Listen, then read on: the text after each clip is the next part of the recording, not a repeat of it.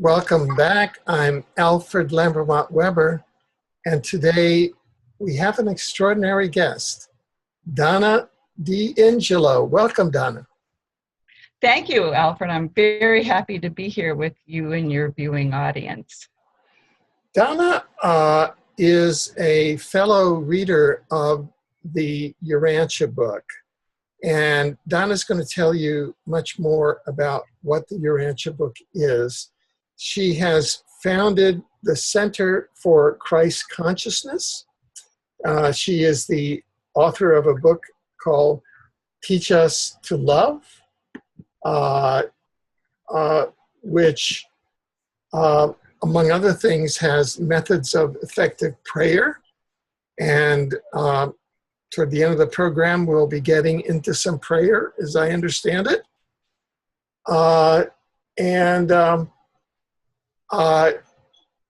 The purpose of today's program, among others, is really to cover a topic that I know I've been following for a very long time, especially since I got most deeply into the contents of the Urantia book, and that is the adjudication of the Lucifer Rebellion and Planetary Transformation. And so this is very important objective information for the period that we're all experiencing now. Let me just start this program and this panel, really. Donna, you founded the Center for Christ Consciousness in 2002 to help people open to their spirituality and to encourage people to develop their own personal relation with their creator source. What exactly do you see as Christ consciousness? That's a term that's used widely today, but how do you define it? How do you use that term? Thank you. It is a expansion and elevation of our human consciousness to reach those higher levels where we are acting more in concert with the presence of spirit within us. That there is a unity in that consciousness that helps us develop more what we would consider to be godlike behavior. We would be operating or living lives that were full of compassion, love, peacefulness, kindness, mercy, patience, the attributes that we have deemed as noble and worthy of achieving in our human life. We actually have a tremendous spiritual potential and capacity that we have never really fully developed as a planet. And Christ consciousness is, while it is a generic term, it is a term that helps people understand that they have a divinity presence within them, and they can develop that and cooperate with the presence of the creator within them to reach these higher states of consciousness. I have written an essay on my website on the Center for Christ Consciousness. What is Christ consciousness? And it goes into a little bit more of an explanation of what Christ consciousness is, how do we achieve that? And one of the ways that we do achieve that is by recognizing that just as we have a physical body and we have an emotional capacity and a mental capacity, we have a spiritual capacity. And that spirituality is something that we have a right to develop. We have a right to understand what that is. We have a right to develop that as children of creation. And it is something that for many people on the planet, their spirituality is relegated to what we might call a religious institutionalized or theologic belief system. And in developing Christ consciousness, you're going right to the heart and soul of our relationship, our personal direct relationship that we have with our Creator. And when we develop that, we start to feel that love and value that the Creator has for us, that kind of just cuts through all that human unworthiness and a lot of the belief systems or dogmatized thinking that we have growing up in certain religious belief systems. So it's kind of a move from instant spirituality in the way that we want to develop that personal relationship with the presence of spirit within us. Right, right. Now, how was it that you first came upon the Urantia book, and how would you describe it? I first came upon the Urantia book in 1975, and at that time I was really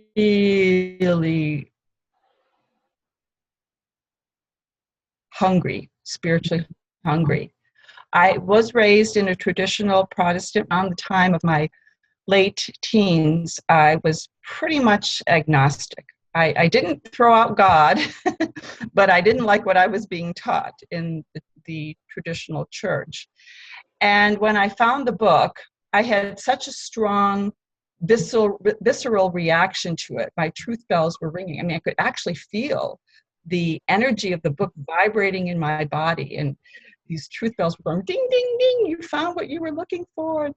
And so I really started to devour the information in the book. And even though the language can be quite difficult to read and the concept's so big, and there would be times when I would read the book and not get all of the concepts, I just felt like this voice in me saying, "Oh, don't worry about that. You know, you'll get it. You'll get it. Just keep reading."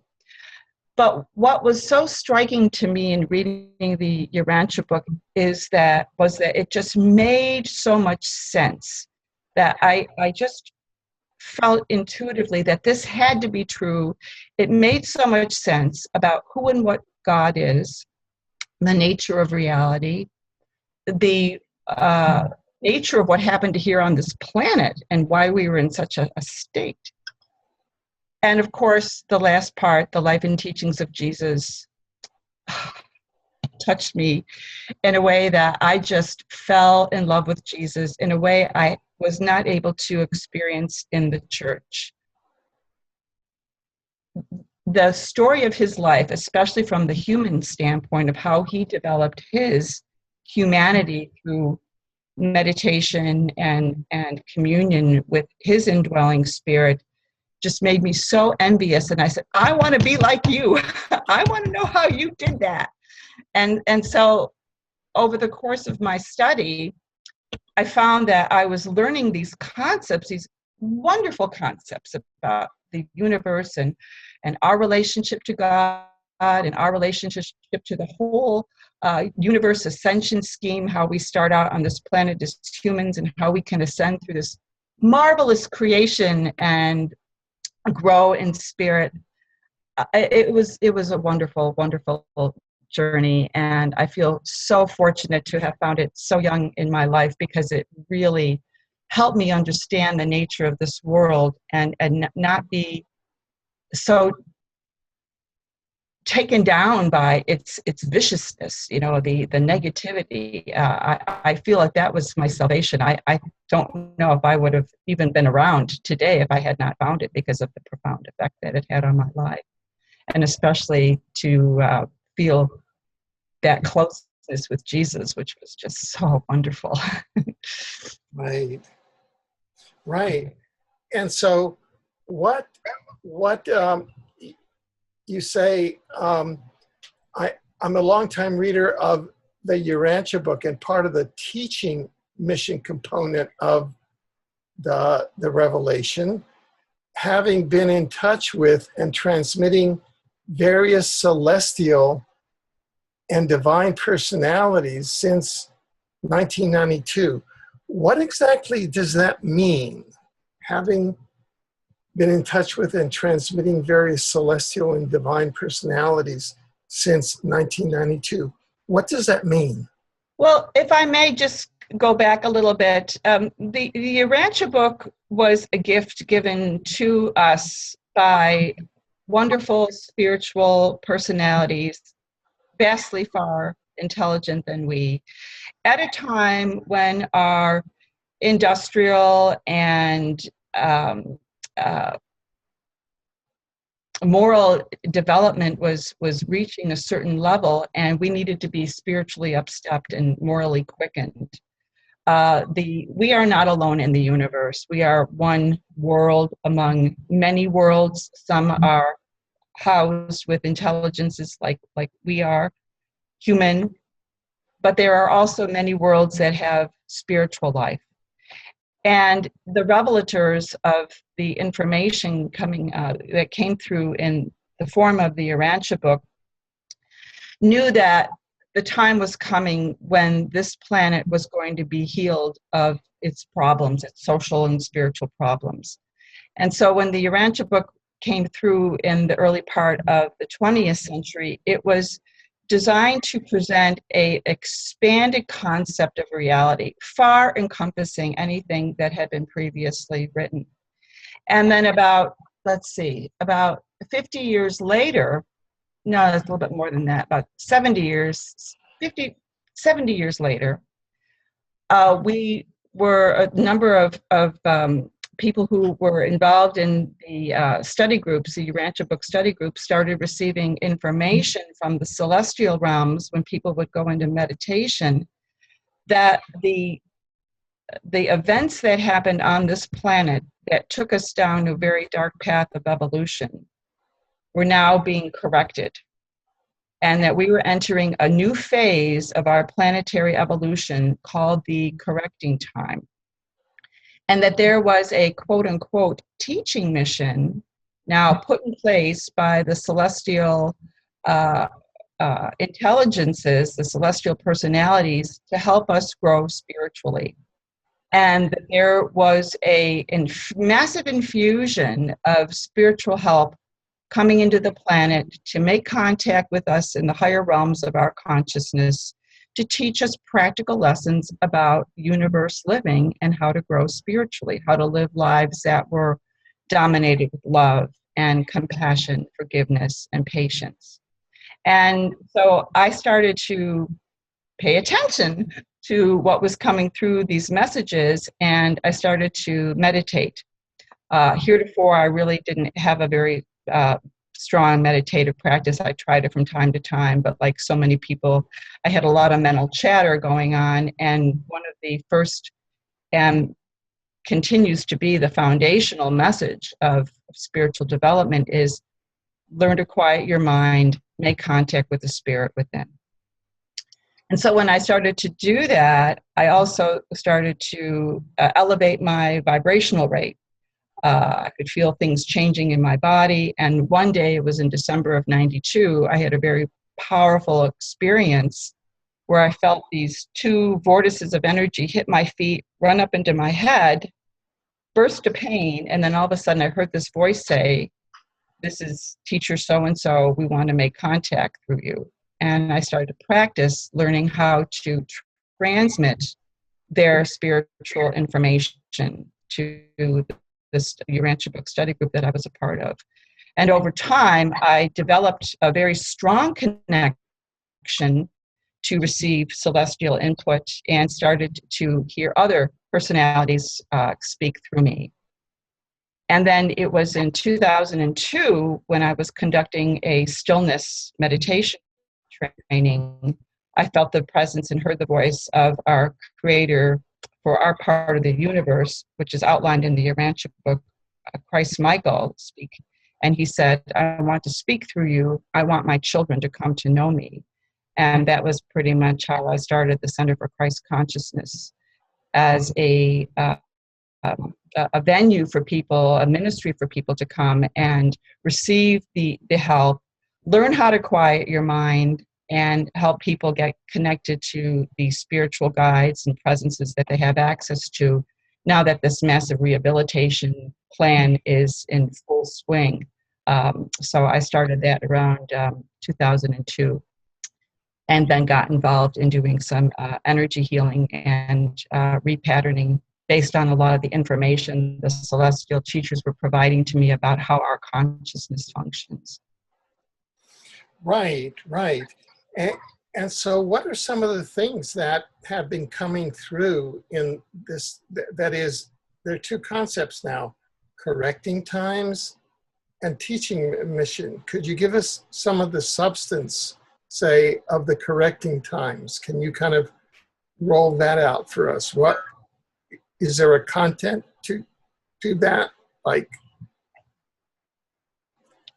the correcting time is a massive planetary-wide rehabilitation program to help us become more spiritual, to help us recognize our innate value as humans, to teach us the ways of love, of peace, of patience, of forgiveness, and to help us work through our social and moral problems that of which there are so many on the planet. This is a planetary-wide rehabilitation plan. I'm only one small person involved in this. Many people are receiving celestial help. Some people know they are, some people are not aware. But the intention is to activate everyone at a higher level of consciousness so they can participate and allow their higher nature or their Christed nature to come forth and share the wonderful gifts and abilities that they have a potential to experience here in human life. I truly believe that everyone has a divine plan for their lives, and that includes this life here on a material world, and that people are being influenced by celestial helpers to bring forth creative ideas about the solutions we need to heal this world. And I tend to believe that all the solutions are out there, they're just being repressed. And that we're now in this window of time when people are being just encouraged and pressured to activate their spiritual potential, because that is where all of our creativity and our love and our compassion and our faith in one another exists, and when we can work together to build a much better world, one that works for everyone and not just a chosen elect few. The teaching mission component is kind of a subset of the Urantia revelation. It's just kind of a term that some of us have used within the Urantia movement to indicate that we are receiving celestial help. We are working directly with celestial personalities who feed us with practical information about how we as humans can heal and transform our world.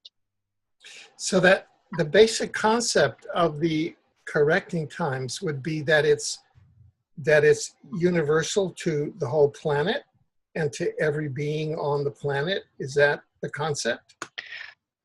It is one element of the concept, but the correcting time does extend beyond the borders of our planet, because according to the Urantia book, there was an event that happened many, many thousands of years ago that's not really recorded in much of our planetary history, that took a large section of creation to stray from the divine plan of evolution, and that this correcting time is meant to bring all of the planets such as ours that participated in this event, to bring that back into the family of the universe, of creation.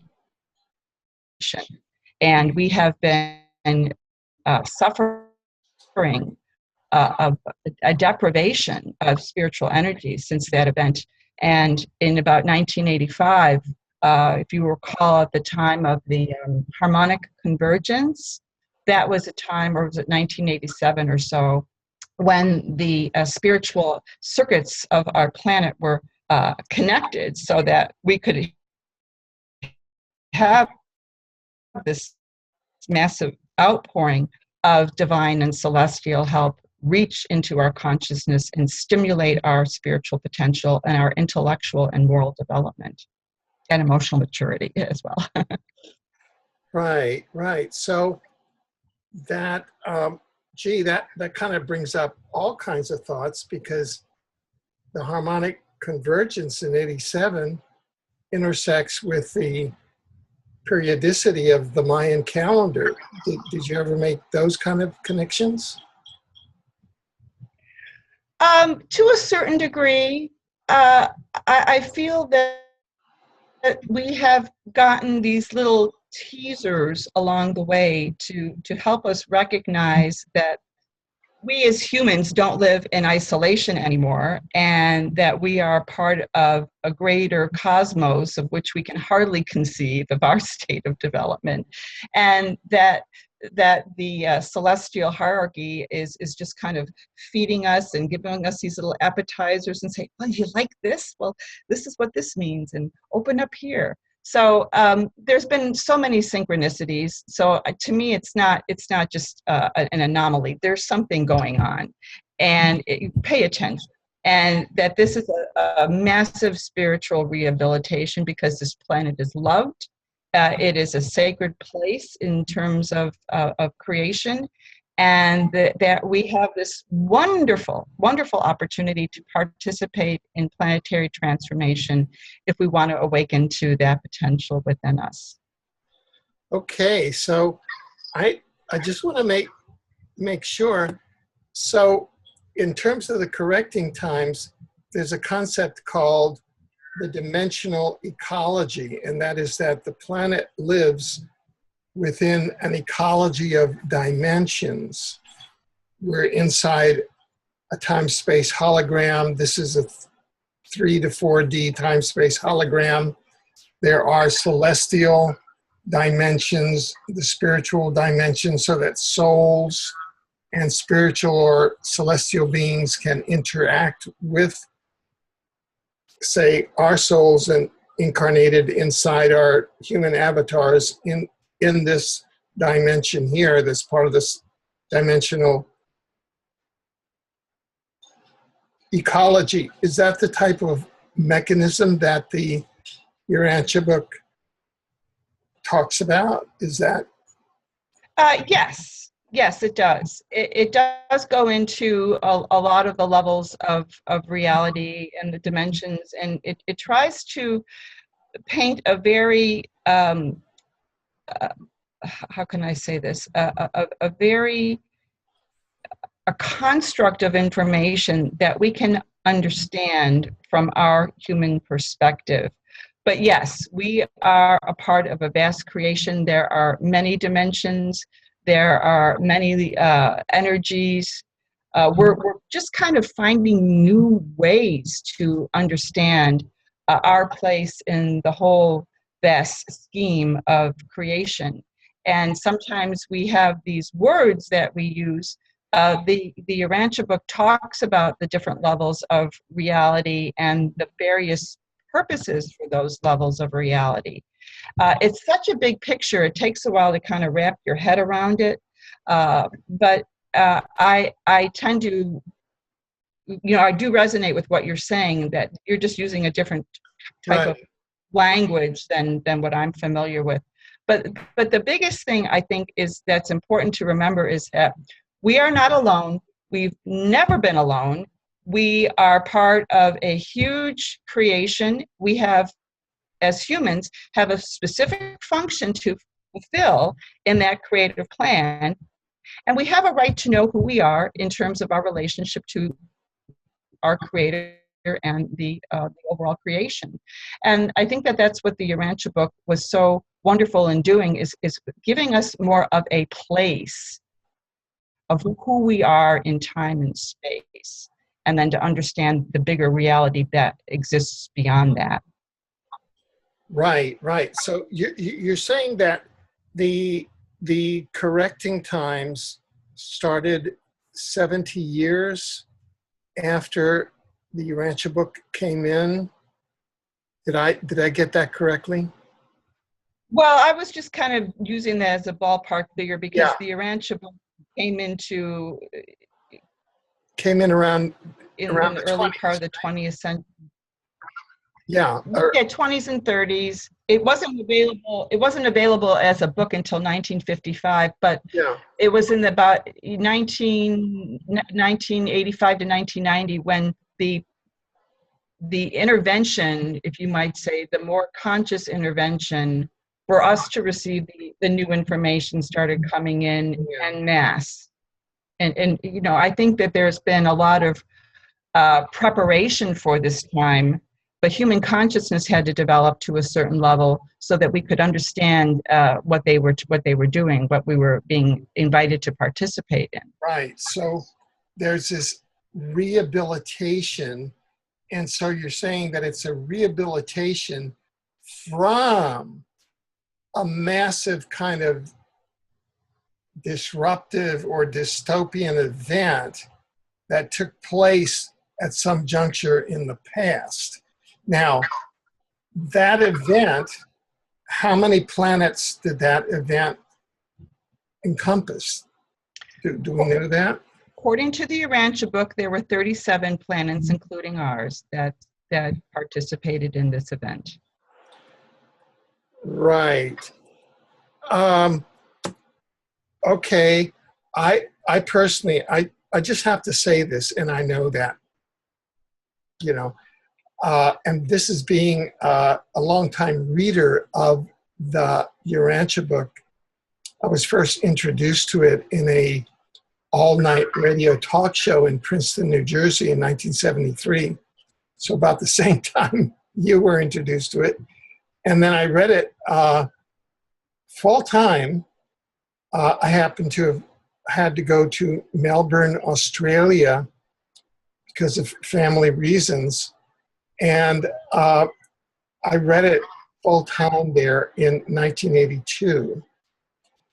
And then it gives a certain number, a fixed number of the number of universes in the multiverse or the total multiverse. And when I completed my research on a book which is now coming out in its second edition, The Omniverse, two physicists at Princeton have just completed a study showing that the number of universes in the multiverse is so large that if we wrote it out, that number would be 260 million miles long. That is, it's humongously long than the limited number that the Urantia book says. And the way that I explain that in the Omniverse is that I say, and this is consistent in exopolitics, that in revelations, revelators are allowed to reveal certain things, but not other things. And that's kind of, you know, I say, well, how could this revelation have included this clearly erroneous, scientifically erroneous number? Okay, from a scientific standpoint, because in the 1920s, this data as to the number of universes in the multiverse was not available, but it is available now. And so that's the kind of analysis that we've been doing on that. So when it says that only 37 planets were involved, as an exopolitician, I always take a number like that with a grain of salt and say that's interdimensional information and may not be an exact number. Do you have any comment on that kind of approach that I use? I think there are several components to what you're saying, and one of them is that we're still learning about how we can view the universe. And I think scientists do still speculate. the revelators of the Urantia material also state that there are levels of reality that are still in the process of being created.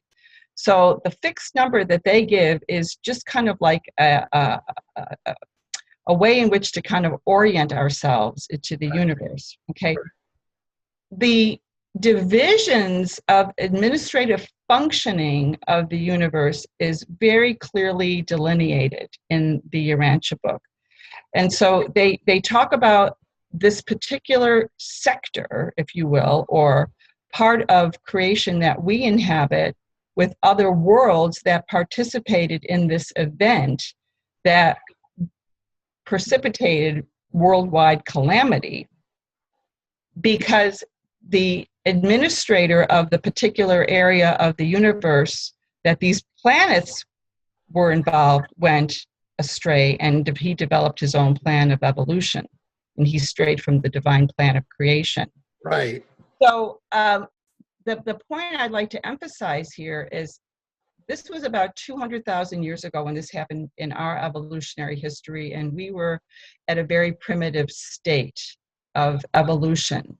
Now, what the Urantia book does not state is what were the other developmental stages of these other 36 planets that went into rebellion.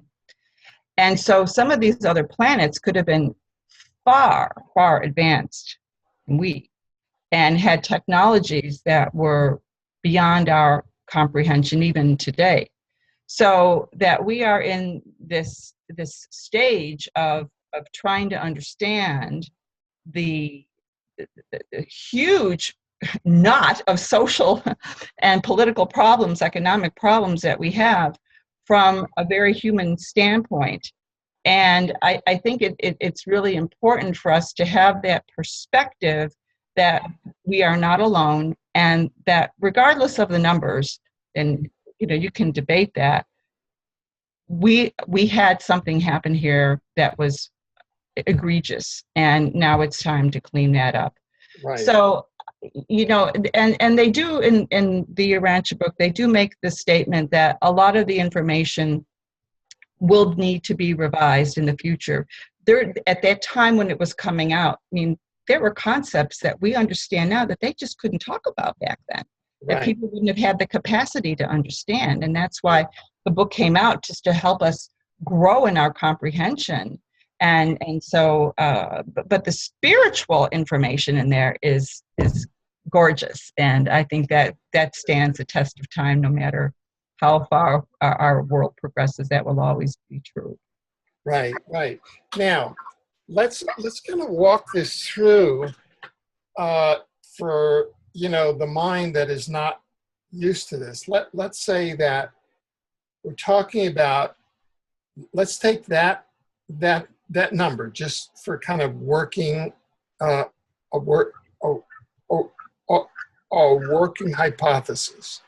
Here you have 37 contiguous life-bearing planets, okay? And let's say that, so let's think about 37 contiguous light-bearing planets. Let's say that, let's say that here in this solar system, 200,000 years ago, well, it included Earth and maybe a couple of other planets in the solar system. We don't know. I mean, it could have included Mars and some other condition. It could have included a couple of other planets. And it could have included some other planets, number 37. Now, what we don't understand right now is the concept of administrator. What do you mean, administrator of 37 planets? Could you walk us through what administrator of 37 planets means now? Because what we're learning through the UFO literature and through the normal exopolitical literature that you pick up any UFO website or any of the books, and it seems like, they come here, you've got Draco reptilians and the Orion Greys made some secret treaties with the Nazis and with the Americans, and they're doing their number over here. And then we have the upper dimensional humans, the Alpha Centaurians, the Pleiadians, the Sirians. They are the really kind of caretakers of the humans that developed Homo sapiens before the Anunnaki came in about 280,000 years ago and dumbed humans back down to 2-strand DNA. And there's a whole different narrative. And so I'm trying to reconcile the narratives between what the exopolitical and UFO research community is working on, if you pick up all of their books, and what the Urantia Revelation is talking about in terms of the spiritual administration of the universe. And how do you reconcile those two? Could you work us through that a bit, or I'll try. On that? Okay. I will try. And please understand that I am not an authority on this. This is my own personal observation and opinion. The Revelators go into great detail in the second part of the Urantia book when they talk about what they call the local universe. Mm-hmm. And how it is divided into subsections where there are spiritual beings who are in charge of taking evolutionary worlds such as ours and shepherding them into higher forms of consciousness. The subsection of our universe is called a system, a local system. And there was a head of the local system whose name was Lucifer. He had an assistant by the name of Satan. And Lucifer developed his own, for whatever reason, we don't know, he developed his own plan of saying, I don't want to follow the divine plan for evolution of these worlds. I don't believe that there is a primal creator, and I'm going to do whatever I want. Now, could I ask you this? Is Lucifer and his lieutenant, and where they live as administrators, are they based in the spiritual dimensions, or are they in avatars or bodies like us, and on planets? Are they people? Are they incarnated souls like us? Or are they more spiritual beings that oversee the incarnation system, oversee what goes on planets, kind of, and they're in the spiritual realms? Which one? Well, first of all, they're no longer around, fortunately. But I know the general question you're asking. Yeah. There are several types of planets. Some planets evolve from offshoots of nebula, and over a long, long period, they develop the capacity for life. Then there is another type of world. The Urantia book uses the term architectural world, that is devised and created for specific purposes. And it would be like creating a world in a certain level of high spiritual functioning, yet it still is a physical world. It's very beautiful. It has a specific function, and that these beings are domiciled on these worlds. Now, the Urantia book goes into a large description of, or a long description of these various orders of spiritual personalities whose function it is to administer these little tiny baby planets to reach a higher state of consciousness, more like a utopian state of consciousness. And that these personalities exist at different levels and different dimensions. They don't have corporeal bodies like we have. I can't speak to what kind of bodies they have. I've never seen one with my physical eyes. I probably wouldn't have the capacity because they're in a higher dimensional form. However, they have the ability to relate to us as humans, and that each evolutionary world is given a spiritual head of the planet who is responsible for shepherding the consciousness of a world into a higher level of spiritual awareness. And that the system head of our planet, Lucifer, conspired with our planetary head, who was called Caligastia, whom we know as the devil, to take this planetary into rebellion and stray against the divine order of evolution and creation. So there are a number of personalities. I'm going to use that word personality because there's personalities existing at various dimensional levels. And I particularly don't know who the Anunnaki are. I have a hunch that these are some of the planets who participated in the rebellion, who have higher technologies that are still influencing events here on this world. But this is all being cleaned up now by the divine personalities who are now putting together this massive rehabilitation plan to give people an opportunity to choose to grow in spirit and become more beholden to the ways of love and peace. So.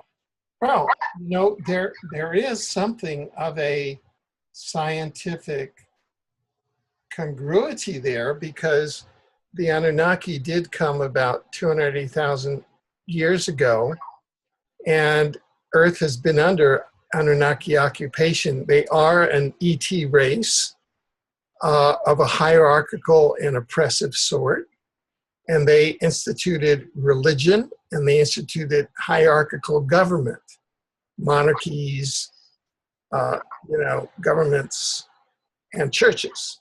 And those are the two forces that have run the planet ever since and run us into the ground. And so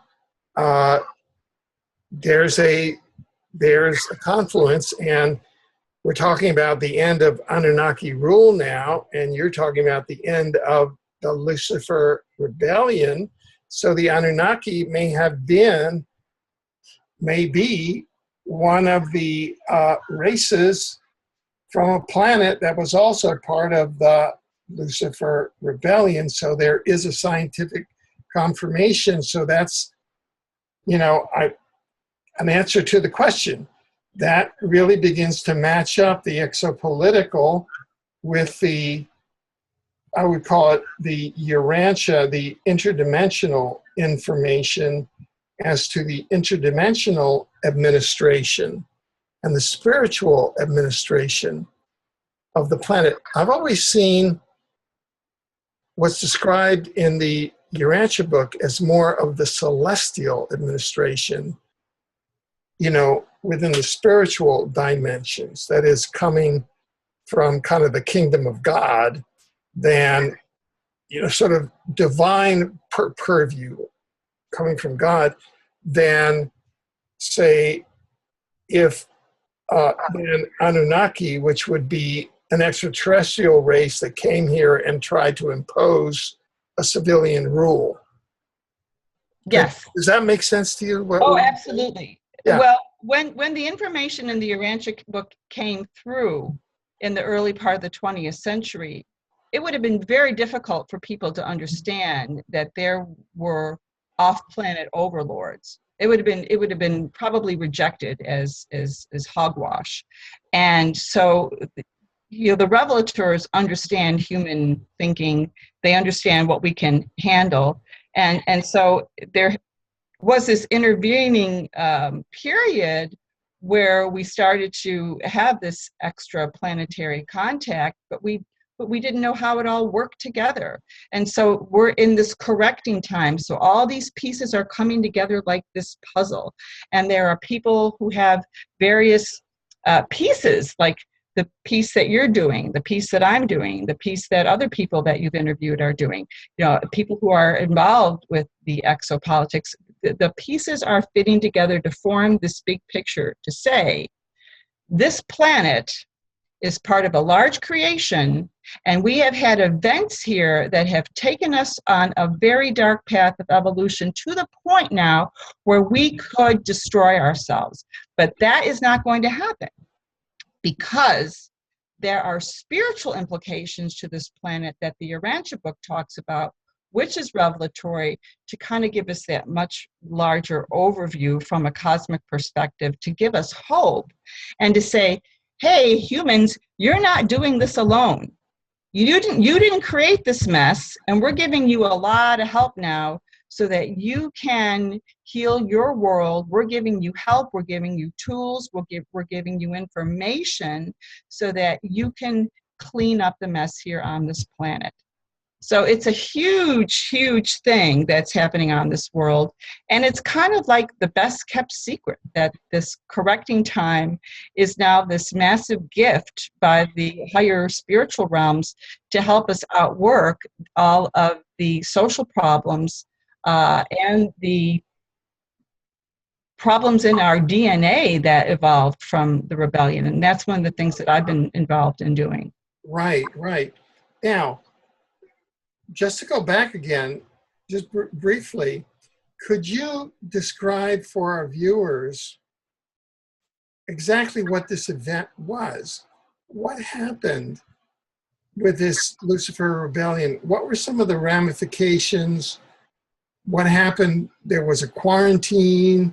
What was the nature of the quarantine? How has that affected us? Is the quarantine part of the correcting time? You know, is that why we live on a planet of war, disease, crime, and poverty? Could you kind of bring us through all of that? Kind of go back to the beginning of the rebellion, describe it, and then bring us up to date. Wow. That's a tall order. Yeah, okay. Okay, yeah. Piece of cake, right? The rebellion first began at a level above our planetary consciousness. And the two prime promoters of this, Lucifer and Satan, basically said in their Lucifer manifesto that there was no first source and center creator of the whole shebang. He denied the presence of the first source and center. He also denied the authority of his immediate his immediate spiritual parent, who was Christ Michael. I'll go into that a little bit later. And basically said, I'm going to do this, I'm going to take this system and make it autonomous and evolve it the way I want to do it. He didn't like the divine plan of creation, thinking that it took too long, especially on evolutionary worlds, that humans have a very specific function to play in the whole scheme of creation. And that we have a very slow evolutionary process that Lucifer said, it's too slow. I want to speed things up. I want to give humans the opportunity to use their free will and give them all these technologies and let them do whatever they want. Well, the ramifications of that were like giving a 2-year-old a loaded shotgun. And what's the 2-year-old going to do? Not know how to use something very dangerous and create havoc around him. So when the rebellion came to this planet and Lucifer and Satan co-opted our planetary leader, whose name was Caligastia, and said, okay, you are now the head of your planet. You can do whatever you want. We're giving you free reign to do whatever you want. So he said, oh, I like that. I'm going to start doing whatever I want. So there was a civilization at that time on the planet that was charged with helping the primitive humans evolve a higher culture. There were social groupings of learning how to use food and sanitation and understand animal life, understand horticulture, socialization of humans. There were these groups of personalities who volunteered for, like avatars coming from a higher dimension. They had human life on other worlds. They volunteered to come to our world to assist the head of our planet to develop human society. They had advanced DNA as well as DNA from the indigenous people of this planet. And once the rebellion started to progress, these 100 people, these 150 men, 50 women who came from another planet to shepherd our world into higher states of evolution, 60% of them went along with the rebellion, and they started to mate among themselves. And they started to develop their Luciferian culture. And while things went well for a while, when they left their little civilization, their little enclave, their city, which was called Dalmatia, and went out into the indigenous races and started giving humans these advanced technologies, all hell broke loose. And so what was put in place to stem the confusion were these repressive, coercive means. And these 60 men and women who participated, they were called the Nodites. The head of the Commission on Business and Industry's name was Nod, and he participated in the rebellion. And from those groupings of individuals who were charged with developing civilization, they started developing their own plans for our evolution. And they used repressive and coercive means to keep the indigenous population in control. They started to follow their own plan of evolution, which started to affect our DNA. I mean, I'm giving you a really broad overview. Right. You're tracking with me. Yeah. And they, because they were the ones who were the majority, they were the ones who developed all these repressive means. Their culture was greed and self-centeredness. Basically, the Lucifer Manifesto said, you can do whatever you want, no repercussions.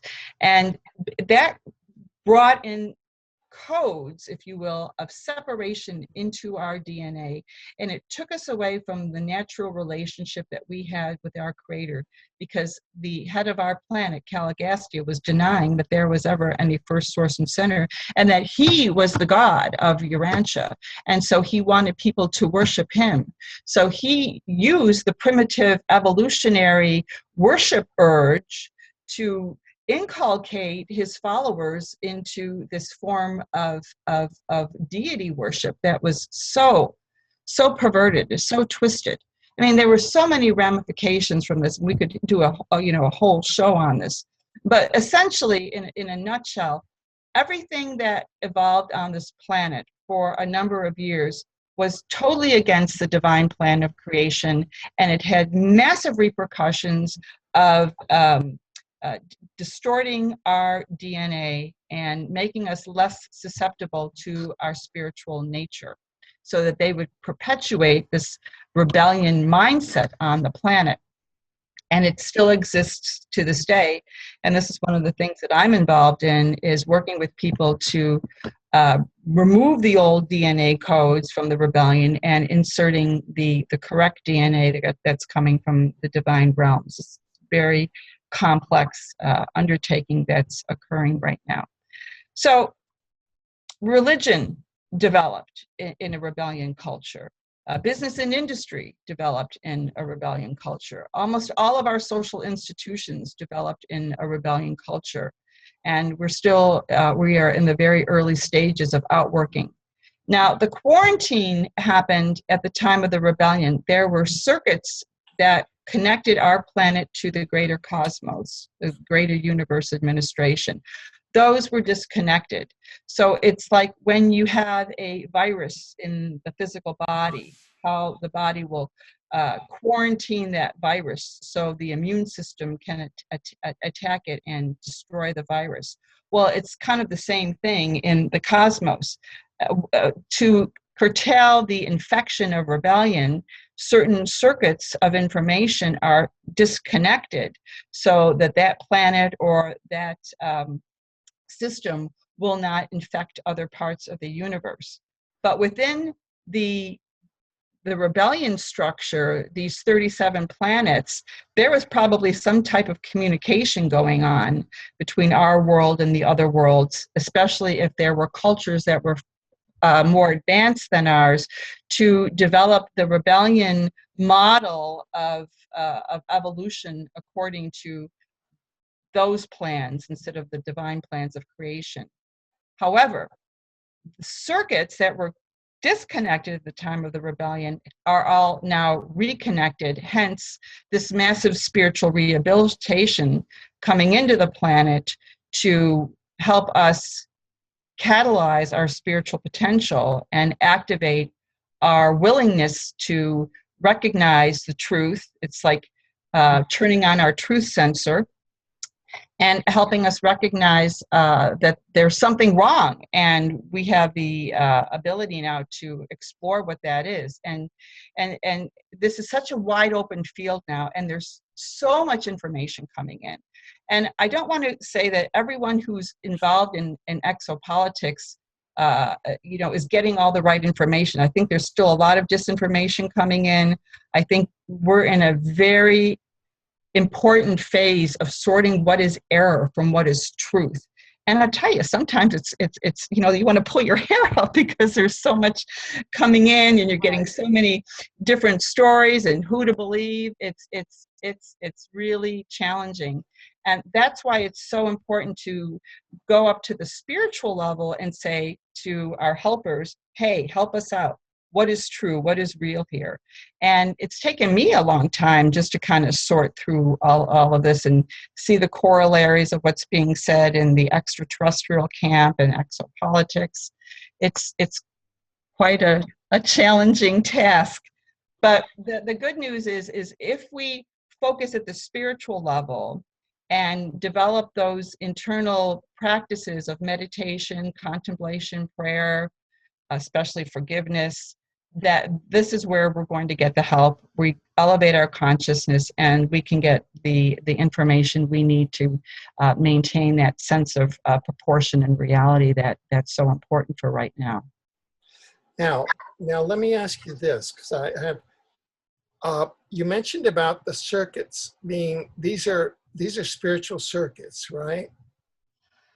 I have to say, I don't know for sure. I'm sure that there were spiritual circuits and other circuits. The Urantia book doesn't go into a lot of detail about that. Yeah. The way I understood it is that one of the functions of disconnecting the circuits was so that the rebellion wouldn't spread. Is that correct? Yes. Okay. Now, do you know approximately when the circuits were reconnected, like around what year or what time? They started around the late 80s. Late 80s, okay. Do you have any correlation as to what was going on in the late 80s that correlated with that? Well, there was the harmonic convergence in the harmonic convergence. And I think that started in around August 87 or so. Yeah, around that. I actually produced and hosted the National Public Radio Harmonic Convergence radio show out of the Boulder, Colorado NPR station. It was carried nationwide on the NPR National Public Radio satellite transponder. Even the Washington Post, like CIA controlled, or some people say, called us up and interviewed us after that. So that's pretty universal, don't you think so? Oh yeah, absolutely. Absolutely. Yeah. And that was kind of like, I feel there's probably a lot of preparation before that of course we're not going to necessarily be privy to, but that might have been one of those catalyzing events just to kind of get the humanity all involved and excited about this. So yeah, I think that there's correlation there. Right. Now, let's go back to our original theme here, the adjudication of the Lucifer Rebellion and planetary transformation. And this really interests me because I have a background as a law student, as a law teacher in various universities, as a judge, and I'm really interested, in the whole legal, cosmic law, etc. Could you walk us through, adjudication, there's actual trials? You just walk us through this whole thing as far as you understand it. Well, my understanding is very little, but I'll do my best.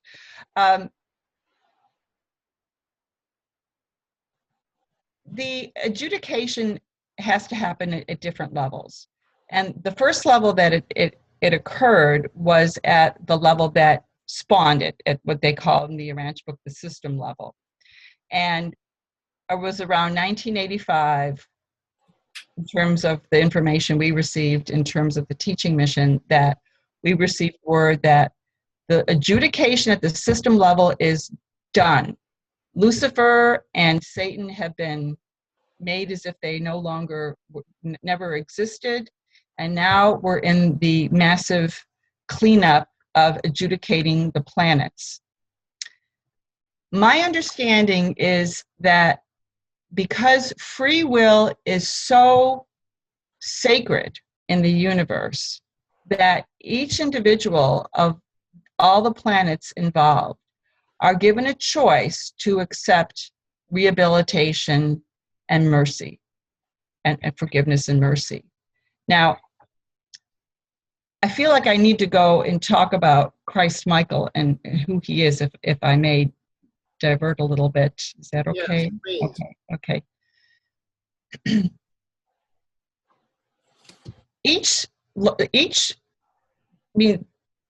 Creation is so big, and there are many, many subsections of creation. The Urantia book goes into detail about these subsections of creation, and one of the terms they use is called the local universe. And we live in a particular universe called Nebadon, and there are two divine parents, Christ Michael and Mother Spirit, who are the parents of this part of creation. They put the whole creative process, including the evolutionary worlds, into being. And they start procreating. They develop all different types of personalities, including humans, to populate their section of the universe. Well, the Lucifer Rebellion was a rebellion against Christ Michael, and saying, okay, Christ Michael, you may be my father, but you're not my boss, and I'm not going to listen to what you're saying, and I'm going to do the things that I want to do. Well, when that rebellion hit on the planet, Michael, the creator of our section of the universe, didn't really do anything to stop it, because he had not established his own sovereignty in his domain as part of his rule or jurisdiction over the part of creation he's responsible for. He has to go through 7 incarnations of the different orders of personalities that he creates in order to have experiential understanding of what his universe is. And one of those his last bestowal, his 7th bestowal, is as a human. And he chose this world to come as a babe to have human experience, and that person was Jesus. He incarnated here as Jesus. During Jesus' lifetime, and the account in the Urantia book is very comprehensive as his human life experience, but there's stuff in there that they didn't talk about. And I think one of the things, and this is from my own personal experience in having many contacts with Christ Michael, is that when he was here as Jesus, he put in place what you might call circuits of information that we can tap into, of his human life experience, that we can have as our own kind of a gift to become more like Jesus as a human. And so this rehabilitation plan for our section of the universe and for the 37 planets, it has been put in place by Christ Michael and his creative consort, our Mother Spirit, who is the feminine representation of divinity to us. Michael is the masculine representation of divinity, and our Mother Spirit, sometimes she's called Nebudonia, after the name of our universe, Nebadon, and she is our divine mother. And they put in place this plan of redemption, which part of it is adjudication. And the adjudication is not like we're going to court, you and I. It's more of an adjudication of the heart, to help people turn their lives over to spirit, to open their hearts, to open their minds to the greater reality of spiritual creation, and to develop relationships with them. So that instead of operating in this sense of selfishness and greed, and I'm going to do whatever I want without any repercussions, people are being encouraged to open to spirit, which will turn their lives around and put them back on track. So this is a massive adjudication process that is reaching out to every person to say, do you want to follow the divine plan now? This is the divine plan. Here's some tidbits of spiritual energy. Do you like what, do you want to participate? And some people are opening up. Some people are recalcitrant and digging their heels in for a number of reasons. So this is happening throughout the 37 planets that participated in the rebellion. My particular area of work and being trained is working at this planetary level. I'm not really involved with the other planets. I pray for them, of course, but my work is here on this world to help people open up and to be freed of the DNA coding that keeps them in this type of rebellion mindset in a subconscious manner that people don't even know that they're participating. So the adjudication is a big thing, and at some point in time, there is a window of opportunity here.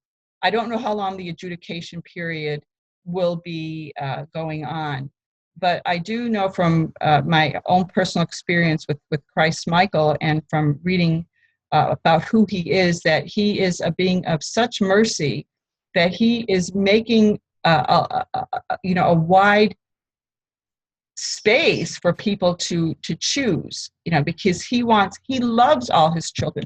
He loves the Anunnaki. He loves the people who went into rebellion against him. He loves them.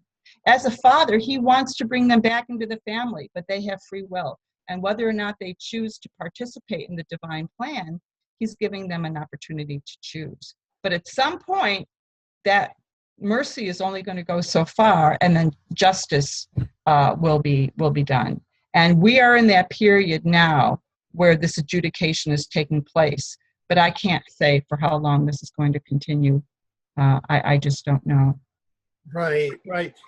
And when you were describing the rehabilitation plan as a process that comes out of the yin-yang, those are the terms that you used, of the Christ Michael and the Mother Spirit, that's sort of an evolution in the revelation itself. Because one of the things that I remember about when I went back and originally entered the Urantia, the Urantia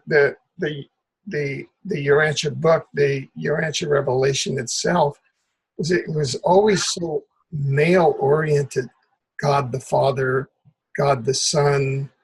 There's all these males, and there was no yin, kind of yin yang. And then it seems like with this rehabilitation, there's the entrance of the Christ, Michael, and Mother Spirit, kind of the Mother, Father, God. Could you comment on that, please? Well, in terms of the language of the book, when it was put into English in the early part of the 20th century, that was the pronoun that was used. It was just kind of like a generic he thing. And it is unfortunate because it has turned, I know a lot of women who have not liked that language, including myself, but that's what the revelators used in terms of the concepts. But the Mother Spirit concept in the book is very important.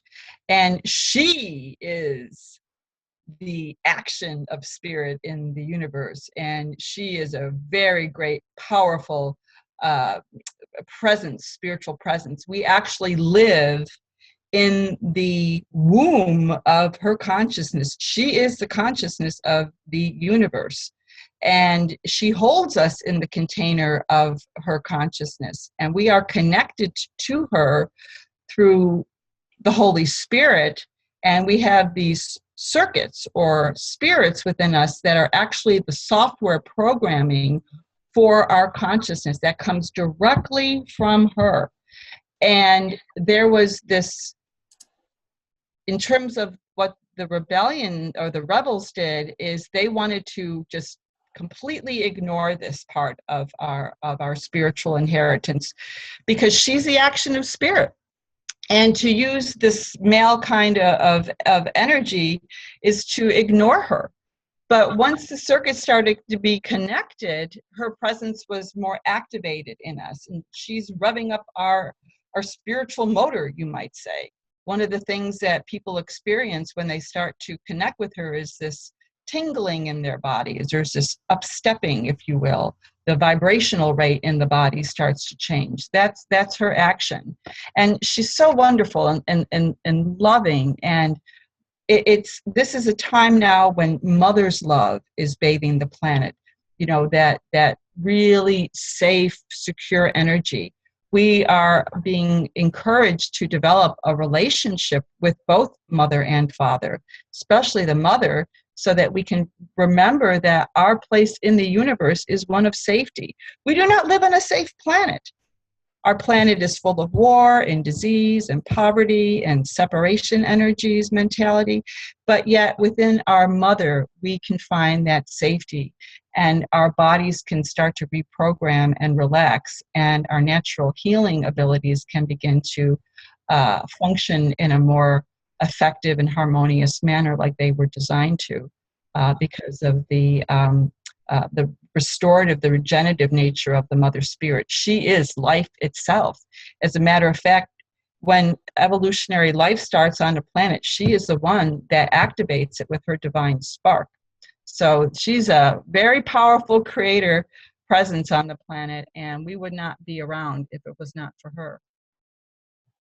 Right.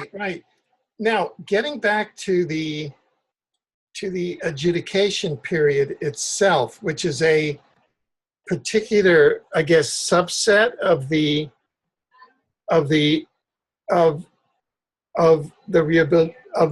rehabilitation plan and the correcting plans and the correcting times, correct? You have the correcting times, which is an implementation process of the rehabilitation plan.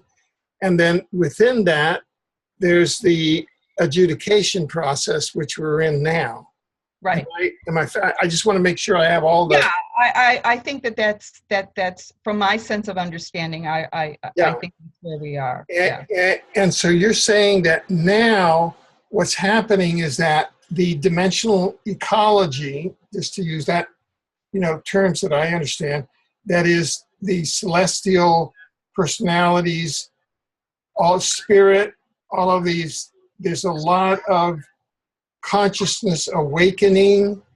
There's a lot of input that is being brought, sort of understanding, instead of not understanding, but understanding. All of a sudden people go, whoa, I get that. Way, yeah, I get that. And that's really an understanding. You suddenly understand, and you're at a new dimension, and hey, I get that we're all one. Yeah. Yeah. And I didn't understand. It's an understanding. Now, Yeah. So that process is going on now, and that's part of the adjudication of the Lucifer Rebellion and Planetary Transformation. Is that correct? I just Oh, make yeah. Oh, absolutely. Absolutely. It is happening at the inner level because we have been spiritually deprived. Just as we need food and air for our physical bodies, we need spiritual energy for our souls. And now the spiritual energy is coming into the planet, and it's catalyzing our souls. It's helping us awaken to our spiritual potential. So this is an unprecedented event that's happening on the planet. Everyone is invited to join. Not everybody will, unfortunately, but everyone is being invited to participate, and it's wonderful. It's wonderful. I wanted to make another little point, but I kind of lost my train of thought. Oh, I'm sorry. That's okay. It's my own kind of thinking process here. But it may come back. But yeah, and I know what it was. I love your term understanding, because that really, that's what it is though. We are so conditioned to view our reality with our physical eyes and to see this 3D reality as all there is. And we have not been trained to go within and reach for that internal dimension that connects us with our spirit sources. And this is why it is an understanding that people will start to, just have these ideas. Those ideas are not just coming from themselves. They are being fed with information from the divine realms that is put in place by angels and archangels and, a variety of wonderful, loving, celestial brothers and sisters who are cheering us on and want us to awaken to this information. We have a right to know this. And it's wonderful when people start to notice that their inner lights are coming on. So this is a very important component to understand that it's an inner awakening that is occurring. Now, you said a phrase that really caught me. You said, not everybody will join in. You said, do you remember saying that? Oh yeah. Okay. Could you elaborate on that? What did you mean by that? Well, the rebellion mindset in our consciousness is a very insidious virus. And it's so deeply ingrained in our DNA, and that there are these family traditions families that come from the Nodite tradition. The Nodite influence in our DNA is the rebellion influence. And some of this has been perpetuated in certain bloodlines around the planet. I'm not going to speak to who those are, because there's plenty of information out there, and it's pretty much as clear as plain as the noses on our faces now of who these people are.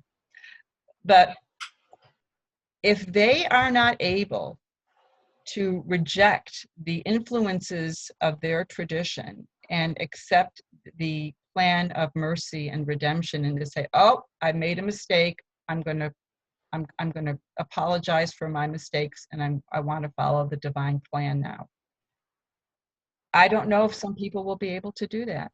I've worked in the fields of consciousness for a number of years now to see that this rebellion energy within our subconscious mind is like this thick tar, if you will. It's like the what? Thick tar. Thick tar. Tar. It's like energetic, gooey tar. Oh. And And it masks the truth. It masks our spiritual potential. And some people have this rebellion legacy within them that it's so ingrained that they may not even be able to overcome that, of their own volition. Because when you start to encounter this, and this is one of the things that the Celestials trained me to do, was to look at the rebellion energy and what it did in our DNA and our consciousness, and to provide that space for these celestial personalities to come in to break up the influences for people who were agreeing to have this done for them, and release the emotional charge, the mental charge that it has within a person's consciousness, so they can see the truth. And the truth is, we are all loved. We are not worthless scumbags. We have purpose, we have value. And when you encounter this dark tar, if you don't have this proper spiritual support to get through it, it's like you're going to die. It's so thick and heavy that a person feels like, if I address this or let this go, I will no longer live. And I don't know if some people will be able to do that. Now, doesn't mean they're not loved. It just means that maybe they don't have the capacity to do that in this particular dimension of living on a material world. Maybe they're going to have to go on to another level and be rehabilitated. I don't know. But it is important, I think, for people to recognize that we have influences within us in our subconscious mind that prevent us sometimes from fully activating the spiritual presence, and that this is part of the adjudication period to help people outwork this. And one of the things that happens when spiritual energy comes into a planet and starts infusing human consciousness, it sheds light on all that is out of alignment with divine will and the laws of the universe. And when people begin to see that in themselves, it can bring them into states of fear because it's repressed and they don't know how to outwork that. And it really requires a lot of spiritual support. And the work that I do is not even being done by me. I'm just holding the space for the celestial personalities to come in to help people remove this gunk within their DNA and their consciousness, so they are liberated to live and have more free reign to access the spiritual presences within them. Do you have any concept, if we take the totality of humanity, of where we are in that process now?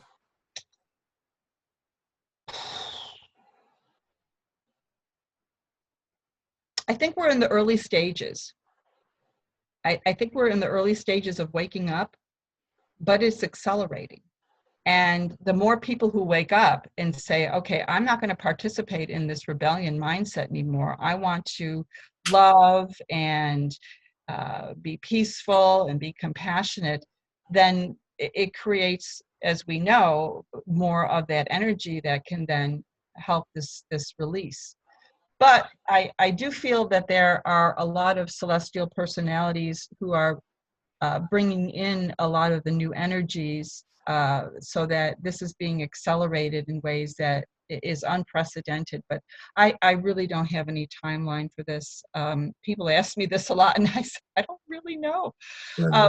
One of the things I am doing to support this effort, though, is to work with a group of people in prayer to bring in some of the new codes for the planet's consciousness, like divine forgiveness, divine justice, divine mercy, compassion, loyalty to God's will, redemption, rehabilitation, so that the planet's collective consciousness is being fed with the correct spiritual energy, so it will help people unplug from this Right. mindset. Would you like to lead us through some prayer now in that vein? Oh, absolutely. Yeah, well, please go lead us. Okay. Just take a few deep breaths and let your mind unwind and relax. There's been a lot of information shared.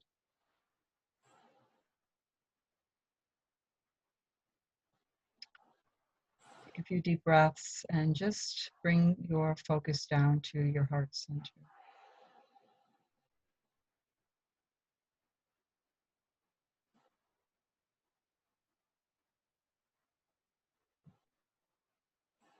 And let your love for this world start to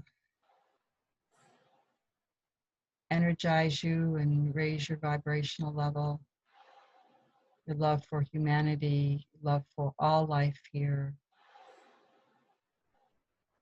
For that oneness consciousness to become stronger within our own planetary consciousness.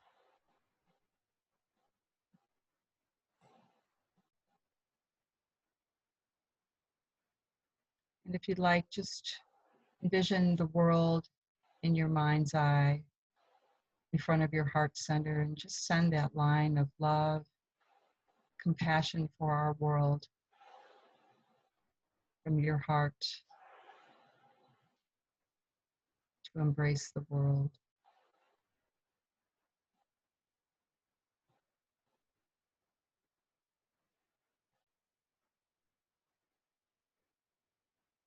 Mother and Father, we thank you for this wonderful plan of rehabilitation, healing, and transformation that you've provided to us.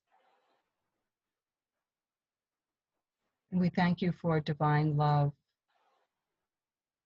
divine mercy, divine forgiveness, divine compassion to flow through us now, that our hearts may be upstepped and uplifted, and that we may shine forth that energy from our hearts into our planet's consciousness.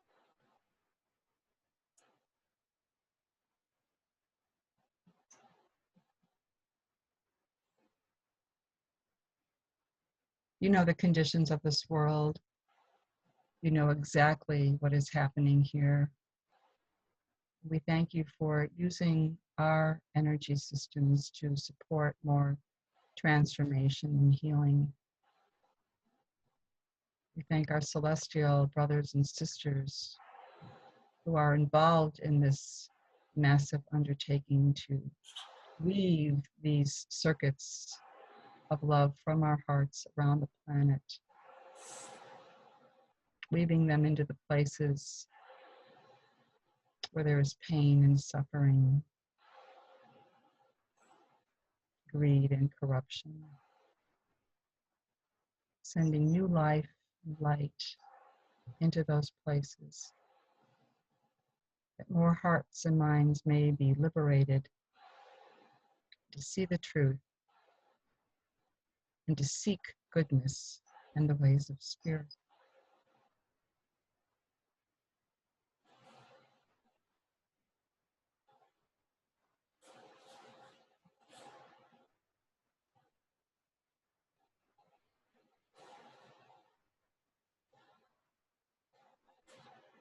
We thank you for an inauguration of the holy order of life,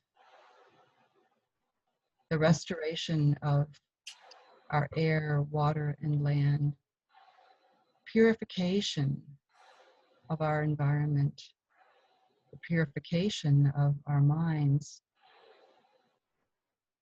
the healing of our hearts, and the awakening of our souls.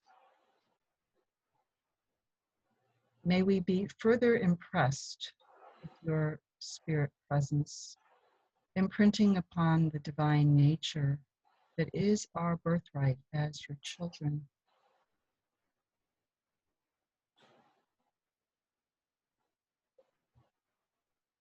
May we have compassion and forgiveness for those who still are yet to awaken, and to see them from your perspective, to help them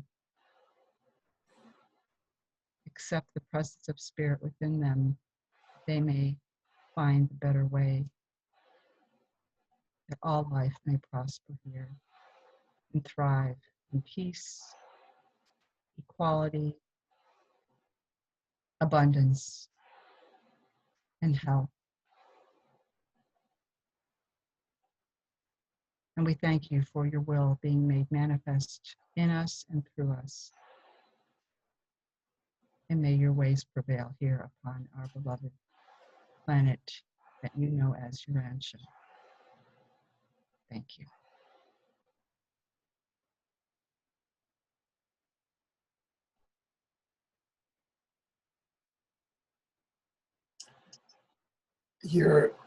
Your whole visage transformed. Oh, did it? Yes, at least to me. Oh, well, hers yummy. Yeah. Well, thank you. I feel very elevated by that. I have one more quick question, because we're getting to the end of this segment.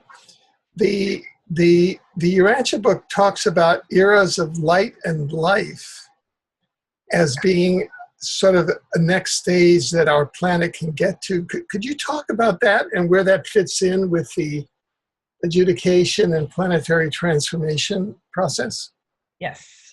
The era of light and life is the flowering of the divine plan on an evolutionary planet such as ours. It is the culmination of the spiritual and intellectual moral development of humanity, where we are living in a highly advanced state of consciousness and fraternity with one another, in that state of oneness. The social implications for this are staggering. You know, there's no more war, there's no more poverty, there's equality, there's representative government, true representative government, true equality at all levels. And so many of the social problems that we are faced now are no longer a part of our experience. We have outworked that. The correcting time is an accelerated plan to get this planet up to this stage of light and life, where we are operating in this oneness consciousness in a higher social order within about a period of 1,000 years. I see. That's a very fast plan of acceleration, when in reality it takes hundreds of thousands of years to develop a planetary society at a normal course of evolution. So where we are now, we have advanced technologies, and we have, you know, a lot of the solutions that we need to advance our culture in place. They're just being repressed. So once this rebellion mindset is, what you might say, expunged from the planet, there's going to be this tremendous flowering of intellectual development.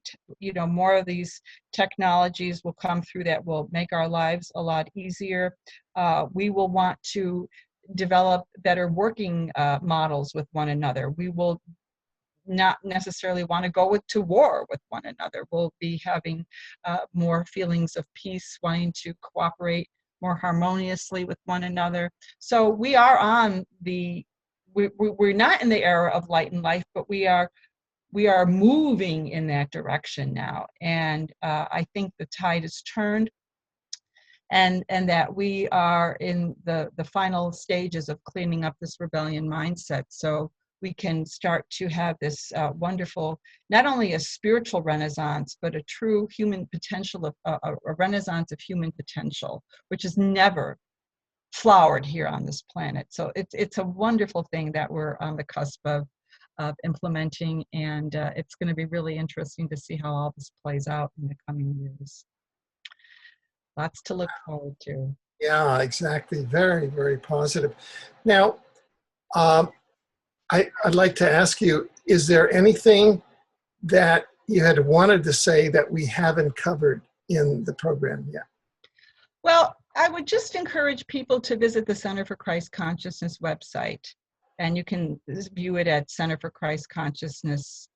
and look at the links under Living Christ Consciousness. I've written a tremendous amount of information about what we're going through right now, who and what our Divine Mother and Father are and their function in our lives, because it's really wonderful for us to open up to our relationship to our divine parents so we can be reparented and repatterned in their spiritual personality energy, which heals all of the wounds that we carry inside.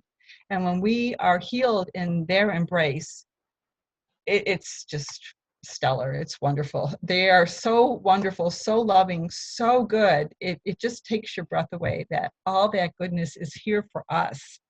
So I would just encourage people to peruse the website, explore there's a lot of links under the Living Christ Consciousness, and to just have fun with all of the information and reorient yourself, get out of fear and get with the universe program and have fun exploring what this correcting time is all about. It'll just make people so happy and give them such hope for the future, because there are solutions out there and everyone has a wonderful part to play in it if they choose.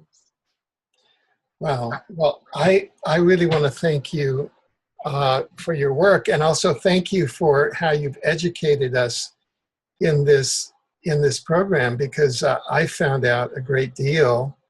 I had heard a lot about this sort of loosely, but now I've got some solid information about what's going on. It's congruent with what I had, know from my basic education in the Urantia book itself, and then it's congruent with what I've been researching along the exopolitical lines, in the omniverse research, in the dimensional ecology, along the positive timeline. It's all fitting together.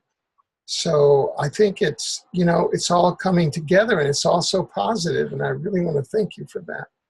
Oh, well, I thank you for the opportunity to share this information with you, and it's been a blast. I had so much fun. Oh, good, good. Talking about this stuff. It's just it's so cool, and there's a lot more to share too. It's some about what some more of the details of what's going on too. Of Yeah. how we can transform our lives too. Now, if people want to get in touch with you, would that be at the Center for Christ, at the Center for Christ Consciousness, at the Center for Christ Consciousness website? Is that the best way? Yeah, it's a .org, and I have a contact button on there so people can email me.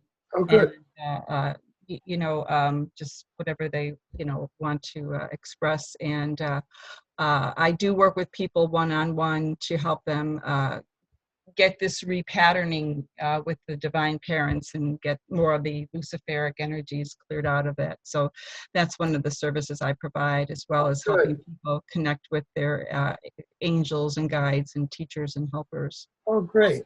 Yeah, we'll put all of the links in the article that will accompany this interview. So okay, wonderful. Thank you. To get there easily. Well, I want to thank you, and I want to thank you for taking time out today to join us. And I look forward to your being able to join us again in the future as events develop in this amazing correcting time, adjudication process, transformation of the planet. I mean, it's just like, whoa. Okay. Yeah, really, it's quite the ride, isn't it? That is so good. Well, thank you so much, Alfred. It was delightful speaking with you, and I just appreciate what you're doing in getting the word out and educating the greater population of our planet. Keep up your wonderful work, and God bless you. God bless you. Thank you. Amen. Bye-bye.